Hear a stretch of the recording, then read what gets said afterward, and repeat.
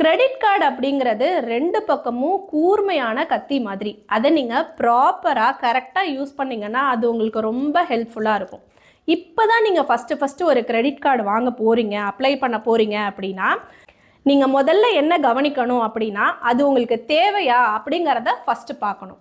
அடுத்து உங்களுக்கு self control இருக்கா அப்படிங்கிறத பார்க்கணும். என்னோட தேவைக்கு மட்டும்தான் நான் கிரெடிட் கார்டை யூஸ் பண்ணுவேன் அப்படிங்கிற கன்விக்ஷன் உங்களுக்கு இருக்கா அப்படிங்கிறத செக் பண்ணிக்கோங்க.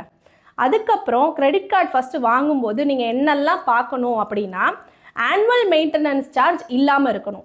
நிறைய பேங்க்ஸ் இப்போ கிரெடிட் கார்டுக்கு ஆனுவல் மெயின்டெனன்ஸ் சார்ஜ் இல்லாமல் தான் கொடுக்குறாங்க.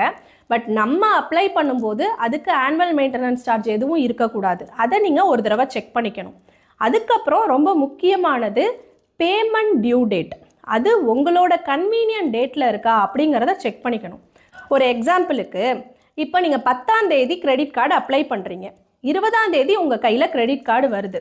ஒருவேளை நீங்கள் பே பண்ண வேண்டிய டேட் 28ஆம் தேதியோ 29ஆம் தேதியோ இருக்கிற பட்சத்தில் இப்போ சேலரி டேட் 3ஆம் தேதி தான் இருக்குது அப்படின்னா நீங்கள் ஒரு 3-4 நாள் ஸ்கிப் பண்ணி நீங்கள் பே பண்ணுறதுனால அதுக்காக பெனாலிட்டியோ இன்ட்ரெஸ்ட்டோ நம்ம எக்ஸ்ட்ரா கட்டுறாப்பில் வரும்.